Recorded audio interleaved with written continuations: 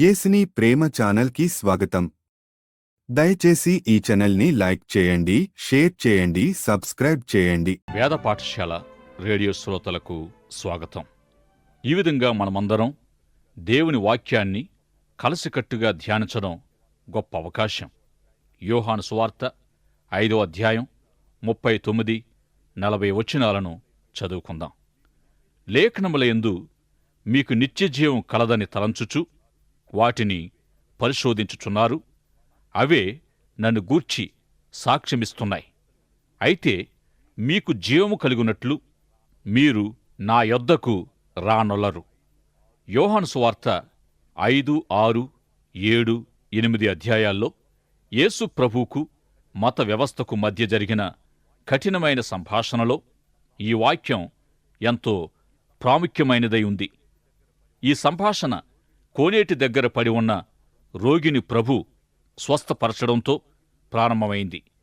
ప్రభు వాణ్ణి చూచినప్పుడు, నీవు నీ పరుపెత్తుకొని లేచి నడువుమని చెప్పినప్పుడు వాడు లేచి ఇంచుమించు పరిగెత్తినట్టే దేవాలయము ముందు నుంచి వెళ్ళిపోయాడు. ఈ విషయం మత వ్యవస్థ యొక్క దృష్టిని ఆకర్షించింది. ఎంతో అభ్యంతరకరంగా విశ్రాంతి దినాన్ని ప్రభు ఉల్లంఘించినట్టుగా వారు తలంచారు.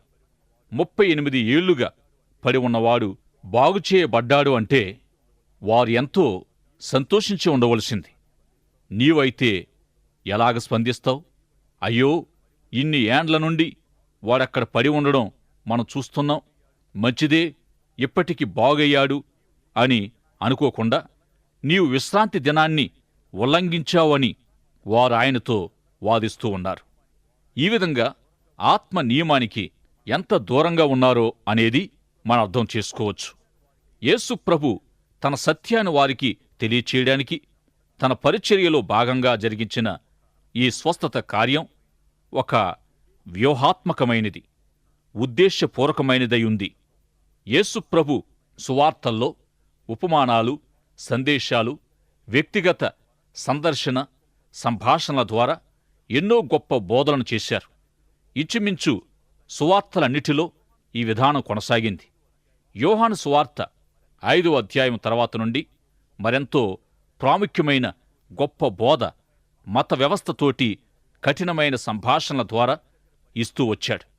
కోనేటి దగ్గర పడి ఉన్నవారిని స్వస్థపరిచిన సంఘటన అనంతరం ఈ విధానం ప్రారంభమైంది. ఇక ఈ 4 అధ్యాయాల్లో తనను గూర్చి ప్రభు ఏమి తెలియజేస్తూ వచ్చాడో మనం గమనించుకొని వ్రాసుకోవాలి. యేసు ఎవరు అని ప్రశ్నకు ఇవన్నీ సమాధానాలు కాగలవు. ప్రభువును గూర్చిన బిరుదులన్నీ నీవు తెలుసుకున్నాక ఆయనను ఒక అబద్ధికుడిగానో పిచ్చివాడనో అనుకోకపోతే, మరి కాస్త అభివృద్ధి చెంది మంచివాడనో గొప్పవాడనో మంచి నాయకుడనో చారిత్రక వ్యక్తి అని మాత్రంగాక ప్రభువుగా రాజుగా అంగీకరించి తప్పక ఆరాధిస్తావు. ఆయనను అబద్ధికుడని మనము అనగలిగిన అవకాశం లేక అట్టి అవసరం ఏముంది అని నీవు అనుకున్నట్టయితే నీకు తెలియచేయబడేది ఏమిటంటే, నీవు నీ ఆలోచనలో నీ జ్ఞానముతో ఆయన్ను గూర్చిన వాస్తవాల్ని నమ్మి అంగీకరించనంత వరకు ఆయనను అబద్ధికుడిగా ఎంచినట్టే కాగలదు. ఇక ప్రభువును గూర్చిన వాస్తవాలు ఏమై ఉన్నాయంటే, సమస్త తీర్పు ప్రభువుకు అప్పగించబడిందని, తండ్రి అయిన దేవుని కుమారుడిగా అంత్యదినాన్న తానే ప్రతి ఒక్కరికి తీర్పు తీర్చనయున్నాడని, తండ్రి ఎవరికి తీర్పు తీర్చడుగాని సమస్తము కుమారుడైన ప్రభువుకే అప్పగించాడని, తానే అందరికీ తీర్పు తీర్చనయున్నాడని ప్రభు తనను గూర్చిన విషయాలు తెలియజేశారు. ఇంకా తండ్రి చేసే క్రియలు తాను చేయగలిగి ఉన్నానని, తాను చేసే క్రియలన్నీ తండ్రిని కనుపరిచే తండ్రి క్రియలై ఉన్నాయని తెలియజేశారు. అయితే నీవు ఆయనే దేవుడని అంటావా? దేవుడు సృష్టిని చేసినట్టు నీవు చేయగలవా అని ఆయనను అడిగినా తాను సృష్టికర్తననే విషయాన్ని ప్రభు చెప్పగలడు. దేవుడు నిత్యుడు, శాశ్వతుడయ్యున్న ప్రకారంగా నిత్యము నీవు ఉన్నావా, ఉండబోతున్నావా అని మత వ్యవస్థ ప్రభువును ప్రశ్నిస్తూ, నీకు 50 ఏళ్ల వయసు కూడా లేదు, అబ్రాహామును చూసినట్టు నటిస్తున్నావు అని వారన్నప్పుడు, అబ్రాహాము పుట్టక మునిపే నేను ఉన్నానని ఆయన వారితో అన్నప్పుడు ఆయనపై విసరడానికి రాళ్లు చేతపట్టుకున్నారు. తనను గూర్చి ప్రభు చెప్పుకున్న వాటిని బట్టి ప్రజలు ఆయనను మెచ్చుకొని వెళ్ళిపోలేదు. అనేకులాయన యందు విశ్వాసముంచారని, మరికొందరు రాళ్లు ఎత్తారని వ్రాయబడి ఉంది. మధ్యస్థంగా ప్రభు విషయములో ఎవరూ లేరు. ఈ విధంగా తనను విశ్వసించిన వారితో సత్యము తెలుసుకొని సత్యములో నిలిచి ఉండి సత్యము ద్వారా స్వతంత్రులు కమ్మని ప్రభు వారికి చెప్పారు. ప్రభువును తమ రాజుగా అంగీకరించిన వారు ఆయన శిష్యులయ్యారు. నిన్ను గూర్చి నీవు చెప్పుకునే దానికి రుజువేమిటి అని వారు అడిగినప్పుడు, ప్రభు తాను చేసిన అద్భుత క్రియలను, తనను గూర్చి బాప్తిసమిచ్చి యోహాను ఇచ్చిన సాక్ష్యాన్ని, ఇంకా ఆయన బాప్తిసం పొందుచుండగా పరిశుద్ధాత్మను తన పైకి పంపుతూ తండ్రిచ్చిన సాక్ష్యాన్ని, లేఖనాలంతటా వ్రాయబడిన సాక్ష్యాన్ని వారికి జ్ఞాపకం చేస్తూ, తాను దేవుడనని, దేవుని కుమారుడని చెప్పే రుజువుల్ని సమృద్ధిగా తెలియజేశారు. మీరు పరిశోధించే లేఖనాలే నన్ను గూర్చి సాక్ష్యమిస్తున్నాయి. కాని జీవం పొందడానికి మీరు నా యొద్దకు రావడానికి ఇష్టపడరు అని తెలియజేశారు. ప్రియ సోదరుడా, సోదరి, యేసుక్రీస్తు దేవుని కుమారుడనే సత్యం మీరు నమ్మగోరుతున్నారా? క్రైస్తవ్యము సత్యమైనదని గ్రహించినప్పుడు కలిగే ఫలితాలను మీరు అంగీకరించుచున్నారా? 2 సాక్ష్యాలతో ఏదైనా ఒక సంగతి స్థిరపరచబడాలనేది యోధా చట్టం. అయితే 5 గొప్ప సాక్ష్యాలను తనను గూర్చి ప్రభు చెప్పారు. కాని వారు మనుషుల అంగీకారం కోసం ఒకరి వైపు ఒకరు చూస్తున్నారు. ఈ విధంగా వారు ఎప్పటికీ దేవుని సంతోషపెట్టేవారు కాగలరు. మొదటి 5 అధ్యాయాల్లోనూ యేసు ఎవరు అనే ప్రశ్నకు సమాధానం తానెవరో ప్రభువే చెప్పారు. ఇక విశ్వాసమంటే ఏమిటి? విశ్వాసమనగా నైతికమైనది, మనోప్రవృత్తిని అనుసరించినది, చిత్తానుసారమైనది, స్వచిత్తాన్ని అనుసరించిన దృఢ నిశ్చయత గలదయుంది. జీవితమంటే ఏమిటి? 5వ అధ్యాయములోని రోగిని జ్ఞాపకం చేసుకోవచ్చు. జీవితమంటే సంపూర్ణ పరిచేది, నీ తనువు అంతటిని ఏకంగా ఒక్కచోట చేర్చేది. జీవితమంటే క్రొత్త జన్మ ద్వారానైనా నిత్య జీవం. జీవితమంటే క్రీస్తులోనికి వచ్చి ఆయనచే అంగీకరించబడడం. ఇవి 5వ అధ్యాయములోని సమాధానాలు. ఇక 6వ అధ్యాయము ప్రభు 5,000 మందిని పోషించుట అనే అద్భుతంతో ప్రారంభమైంది. ఇతర సువార్తల్లో ఈ అద్భుతాన్ని ధ్యానించాం. 20,000 మంది ఆకలి ఈ అద్భుత కార్యములో తీర్చబడింది. 6వ అధ్యాయములో ప్రభు జీవాహారంగా కనిపిస్తున్నారు. ఈ సందర్భంలోనూ ప్రభువుకు మత వ్యవస్థకు మధ్య కఠినమైన సంభాషణ జరిగింది. 4వ అధ్యాయములో ప్రభు మానవ ముఖ్య అవసరతయున్న కొత్త జన్మనిచ్చే జీవజలంగా ఉన్నాడు. 6వ అధ్యాయములో ప్రభు తనను తాను జీవాహారంగా బయలుపరుచుకున్నారు. ఈ సందర్భంలో కూడా ప్రభువుకు వారితో అతి కఠినమైన సంభాషణ జరిగింది. ఈ సంభాషణ అనంతరం అనేకులు అభ్యంతరపడి ఆయన నుండి వెనుకకు వెళ్ళిపోయారు. మీరు నా శరీరము తిని నా రక్తం త్రాగితేనే గాని మీలో మీరు జీవం గలవారిగా ఉండరని ప్రభు మాటకు ఇట్టి పరిస్థితి ఏర్పడింది. తరువాత ప్రభు తన 12 మంది శిష్యుల్ని పిలిచి, మీరు కూడా వెళ్ళిపోతారా అని అడిగినప్పుడు, పేతురు, ఎక్కడికి వెళతాం ప్రభువా అని తాను ఆ సందర్భములో ఏమీ తోచక అర్థం కానివానిలా ఉన్నప్పటికీ, నీవే నిత్య జీవపు మాటలు గలవాడవు అన్నాడు. నిజంగా ప్రభువును విడిచి వెళ్ళిపోయిన వారంతా అర్థం కాకనే వెళ్ళిపోయారు. ప్రభు వారికి నరమాంస భక్షణ అలవాటు చేస్తాడేమో అని వారు భయపడ్డారు. ఈ అధ్యాయములో విశ్వాసమంటే ఏమిటి అంటే పెద్దగా అర్థం కాకపోయినా తెలియకపోయినా ప్రభువును నమ్మడమే విశ్వాసం.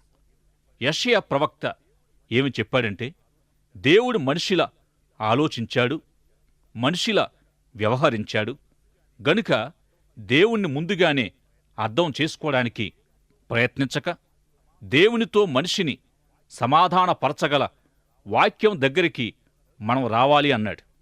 నరుని నడతలు దేవుని వశమై ఉండగా ఏ విధంగా మనిషి దేవుని పోకడను అర్థం చేసుకోగలడు? దేవుడు మనం చేసినట్టు ఆలోచించాడు గనుకనే మనము ఆయన మార్గములో, ఆయన చిత్తములో వెళ్ళాలి. ఇందుకే పేతురు, ప్రభువా, నాకు పెద్దగా తెలియడం లేదు గాని నిన్నే వెంబడిస్తాను. చివరిలో మీకొక ప్రశ్న. ఎంతసేపు పరిశీలన దృక్పథంతోనే ఉంటూ చివరకు నీవు ఎవరిలో చేరతావు? ఆశీర్వదించబడేవారిలోనా లేక శపించబడేవారిలోనా? అర్థం కానప్పటికీ ఆయన్ను విశ్వసించే హృదయం నీకు కావాలనుకుంటే ప్రార్థించు. జీవాహార సంభాషణలోని ప్రభు బోధించిన వేదాంతం నీకు అర్థం కాకపోయినా దానిలోని వాక్య సత్యాన్ని నీవు నమ్మగలిగితే అదే విశ్వాసం విచారకరమైన పరిస్థితుల్లో కూడా నిలువబడుతుంది. నీవు దాహముతో ఉన్నప్పుడు ఒక చెంచెడు నీళ్లు తీసుకుని త్రాగడానికి ఉపక్రమిస్తావు. ఆ నీళ్లు నీ దాహము ఎలా తీరుస్తాయి? ఆ నీళ్లు త్రాగాకే నీ దాహము చల్లార్చబడిన అనుభవానికి చేరుకుంటావు. అలాగే జీవజలమై ఉన్న నన్ను స్వీకరించి తగిన విధంగా విశ్వాసముతో స్పందించి సరైన సహవాసము కలిగి ఉంటూ వచ్చి నన్ను వెంబడించినప్పుడు మీ ఆత్మ దప్పిక తీర్చబడుతుందని ప్రభువారు చెప్పారు. సరిగ్గా ఇదే సూత్రము జీవాహారము పొందడములో కూడా సరిపోతుంది. జీవాహార ప్రసంగములో ప్రభు తన రక్త మాంసాల్ని వారు స్వీకరించాలని తన యొద్ద ఉన్నవారికి చెప్పారు. ప్రభు పొందిన మరణము రక్తము చిందించడం ద్వారానే ప్రాముఖ్యంగా అమలు జరిగింది. అట్టి ప్రభు మరణము మనకెంతగానో అర్థవంతమైంది. ఈ సత్యము మన అనుభవంలోనికి వచ్చే అంతగా యేసు ప్రభువులో విశ్వాసముంచి అంగీకరించవలసి ఉన్నాం. ఇక ప్రభువుని గూర్చి మనము తెలుసుకోవలసినది ఏమిటంటే ఆయన జీవించిన జీవితాన్ని గూర్చినదయుంది. ఆయన మన కొరకు మరణించడానికి జన్మించారు. అదే సమయంలో ఆయన జన్మ జీవించడానికి కూడా ఉద్దేశించబడినదయుంది. ముందుగా జీవించడానికే ఆయన జన్మించాడు. అలాగే ఆయన ఈ భూమి మీద అద్భుతమైన జీవితాన్ని జీవించాడు. కృపాసత్యాలతో కూడిన జీవితము జీవిస్తూ దేవుడు మనిషికి ఎట్టి జీవితాన్ని నిర్దేశించాడో, ఎలాంటి జీవితము మనిషి జీవించాలని దేవుడు ఉద్దేశించాడో అట్టి జీవితాన్ని తాను జీవించిన జీవితము ద్వారా ప్రభు కనుపరిచారు. నిత్య జీవం కొరకు సువార్తల్లోని ప్రభు జీవితము వైపు మనం చూస్తున్నాం. ప్రభు జీవితం వైపు మనము చూస్తూ ఉండగా మనకు నిత్య జీవం కనిపిస్తుంది. విశ్వసించడానికి మరొక సాదృశ్యంగా ప్రభు తన శరీరము తినాలని చెప్పారు. మరియు ప్రభు ఈ విధంగా చెప్పారు, నేను జీవాహారమై ఉన్నాను, మీరు ఆకలిగా ఉన్నారు. నేను ఈ భూమిపై జీవించే 33.5 సంవత్సరాల జీవితములో మీరు సంతృప్తి చెందే అంతగా మీ ఆకలి తీరేటట్లు నేను మీకు చూపిస్తూ ఉన్న విధానానికి మీరు ప్రతిస్పందించాలి. నా జీవితానికి మీ జీవితము సరిపోయేటట్లుగా నన్ను అంగీకరించాలి. ఈ విధంగా జరగడానికి మీరు నన్ను తినాలి, నన్ను స్వీకరించాలి. మీరు ఆకలిగా ఉన్నప్పుడు ఏ విధంగా ఆహారాన్ని మీ ఆకలికి సమన్వయపరుస్తున్నారు? తినడం ద్వారానే గదా. అలాగే మీ ఆత్మీయ ఆకలిని సంతృప్తిపరచుకోవడానికి నా శరీరాన్ని, నా జీవితాన్ని మీరు తీసుకోవాలి, స్వీకరించాలి. లేకుంటే మీకు నిత్య జీవం లేదు. ఈ విధంగా జీవాహార ప్రసంగాన్ని పేతురుతో పాటుగా చాలామంది లేక అందరూ అర్థం చేసుకోలేదు గనుక వారు వెనక్కి వెళ్ళిపోయారు. నేను అర్థం చేసుకునేదే నేను నమ్ముతాను అనేది వారి జీవిత నినాదం. అయితే పేతురు చక్కగా నాకర్థం కాలేదు గాని నేను నిన్ను వెంబడిస్తున్నాను, నేను నిన్ను నమ్ముతున్నాను అన్నాడు. బహుశా పేతురు విశ్వాసాన్ని కృపావరంగా కలిగి ఉండొచ్చు.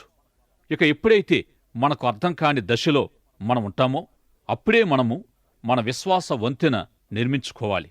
కొన్నిసార్లు మనము మన దృష్టితో వెలుగులో నడుస్తూ ఉండొచ్చు. మరికొన్నిసార్లు విశ్వాసముతో చీకటిలో నడవలసి ఉంటాం.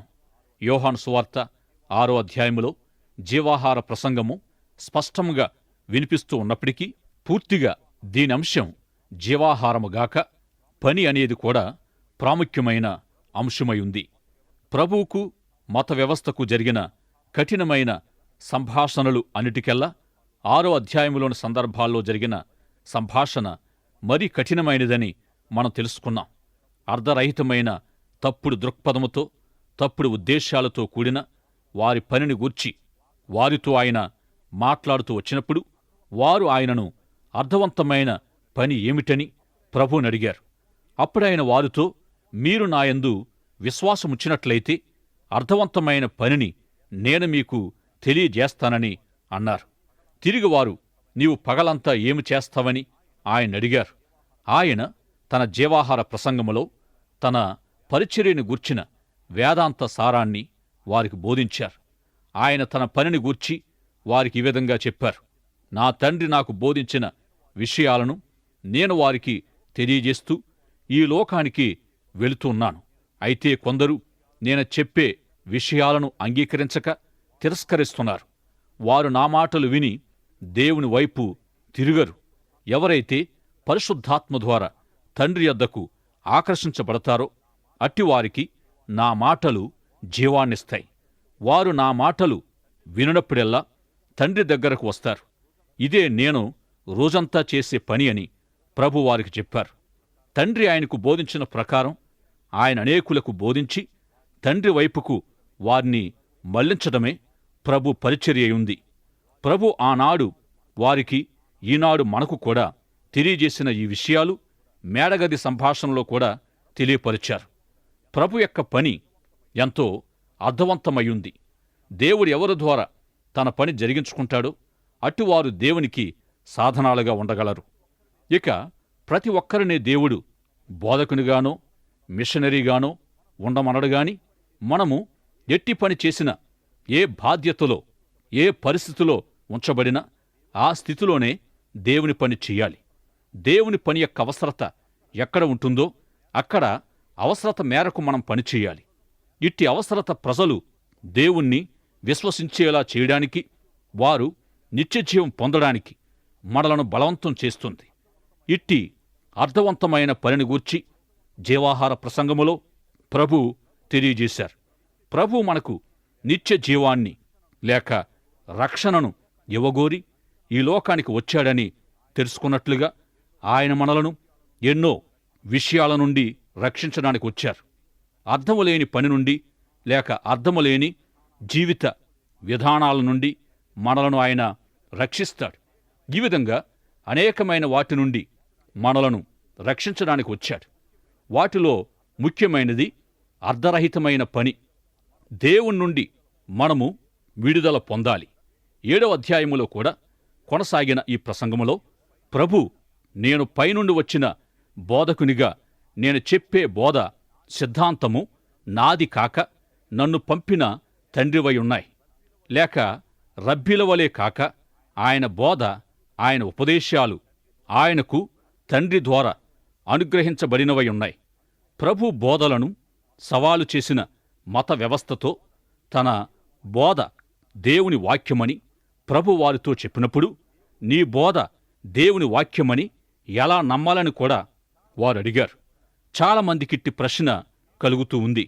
మీరు నమ్మినందున మీ అభిప్రాయంగా చెబుతున్నారా, లేక ఇది వాక్యమా, ఎలా నమ్మడం అని బైబిల్ను గూర్చి మిమ్మల్ని అనేకులు అడుగుతూ ఉండొచ్చు. ఆదికాండములో మనము చూసినట్టయితే ఇది నిజమా అని సైతాను ప్రశ్నించిన విధానం కూడా ఇలాగే ఉంది. బైబిల్ నిజంగా దేవుని మాటలా అనే ప్రశ్న కూడా అలాంటిదే. ఒక దశలో వారు ప్రభువును కూడా ఇలాగే ప్రశ్నించినప్పుడు ప్రభు వారికి ఈ విధంగా చెప్పారు, విశ్వాసమనేది నైతికమైనది, స్వంత ఇష్టముతో కూడినది గాని జ్ఞాన సంబంధమైనది కాదు. ఎవడైనా తన సొంత ఇష్టము చొప్పున నా వాక్యము నెరవేర్చడానికి నా యొద్దకు వచ్చినట్టయితే, నా వాక్యము నెరవేర్చడానికి దేవుని సహాయము కోరుతూ నా వాక్యాన్ని జరిగిస్తూ ఉండగా, నా వాక్యము దేవుని యొద్ద నుండి వచ్చిందనే విషయాన్ని తెలుసుకుంటాడు. ఎవరికైనా వాక్యాన్ని నెరవేర్చాలనే నిజమైన కోరిక ఉన్నట్లయితే, ఎవరైతే లేఖన ప్రేరణతో దేవుని చిత్తము జరిగించాలని కోరిక కలిగి ఉంటారో అట్టివారే తమ అభిప్రాయాలను వెల్లడించడానికి అర్హులై ఉంటారు. అట్టివారే ప్రభువా, నేను సరైనది జరిగిస్తానని చెప్పగలరు. లేఖనాలచే దేవుని వాక్యముచే ప్రేరేపించబడిన వారు ప్రభువా, నేను సరైనది చేయగోరుతున్నాను, దేవుని చిత్తము నెరవేర్చగోరుతున్నానని చెప్పగలరు. ఇట్టి కోరికతో మీరు నా వాక్యం యొద్దకు వచ్చినప్పుడు నా మాటలు దేవుని వాక్యమనే నిశ్చేతను పొందగలరు. ఈ విధంగా దేవుని చిత్తాన్ని నెరవేర్చడానికి కావలసిన విశ్వాసము స్వచిత్తముతో కూడినదై ఉంటుంది, కాని జ్ఞాన సంబంధమైనదై ఉండదు.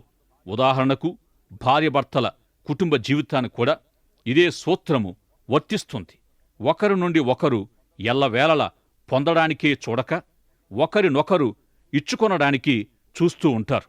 పుచ్చుకొనడం కంటే ఇచ్చుట ధన్యమని చెప్పబడింది. ఒకరినొకరు ఇవ్వడంలోనే ఎక్కువ సంతోషముంది. రోజంతా పొయ్యి దగ్గర అలసిపోతూ ఎక్కువ సమయము ఇంటి పనులు విరామం లేకుండా చేస్తూ అల్లరి పిల్లలతో వేగిపోయే భార్యను గూర్చి ఆమెకెలా సహాయము చేయాలా అని భర్త ఆలోచిస్తూ ఉంటాడు. ఆమె ఎంతసేపు తనకే ఏదో చేయాలని ఆశించేవాడైతే నాకేమి చేస్తుంది, ఏం పెడుతుంది అని ఆలోచిస్తూ ఉంటాడు. అలాగే భార్య అతడు సాయంత్రం రాగానే నాకేమి సహాయం చేస్తాడు, నన్నెలా చూస్తాడు అని గాక, అయ్యో పాపం రోజంతా కష్టపడుతూ ఉంటారు, అలసిపోతూ ఉంటారు అని బాధపడుతూ ఆయనింటికి రాగానే అతని అలసట మరచిపోయేటట్టు ఆమె కష్టపడిన దానికి సహాయం చేస్తే అట్టి కుటుంబం ఒకరినొకరు సహాయపడుతూ ఒకరి ఎడల ఒకరు దయ చూపిస్తూ ఉండే వైవాహిక జీవితంగా ఎప్పటికీ బద్దలైపోకుండా సురక్షితంగా ఉంటుంది. ఈ విధంగా ప్రభు చేసిన బోధలు 500 మానసికంగా జ్ఞానయుక్తంగా ఆలోచించక స్వయిష్టముతో చేయడానికి మరొక 2వ ఉపదేశం చూద్దాం. మానసికంగా జ్ఞానయుక్తంగా తలంచే వ్యక్తి ముందు నన్ను ఒప్పించగలిగితే అప్పుడు నేను ఏదైనా అమలు చేస్తానంటాడు. ప్రభు అలా కాదు. ముందు నీ చిత్తం ఉపయోగించు, అప్పుడు నీ జ్ఞానము దాన్ననుసరించి వస్తుంది. ముందు మన చిత్తాన్ని ఉపయోగించి ప్రభు బోధను అనుసరిస్తే అప్పుడు మన జ్ఞాన వ్యవస్థంతా చిత్తాన్ని వెంబడిస్తుంది. ఎవడైనను దేవుని చిత్తము చేయ నిశ్చయించుకుంటాడో నా బోధ దేవుని నుండి వచ్చిందో కాదో తెలుసుకుంటాడు. గనుక ప్రభు యొద్దకు వచ్చి నా ఆకలి దప్పులు తీర్చగల జీవాహారము జీవజలమయున్న ప్రభువా, క్రొత్త జన్మ అనుభవం, సంతృప్తి, సంతోషము కలిగిన జీవితము నాకనుగ్రహించు అని మనం ప్రార్థించాలి. అటువంటి ప్రార్థన మీరు చేయడానికి పరిశుద్ధాత్ముడు మీకు సహాయము చేయునుగాక. దైవాశీస్సులు. ఆమెన్. దయచేసి ఈ ఛానల్ని లైక్ చేయండి, షేర్ చేయండి, సబ్స్క్రైబ్ చేయండి.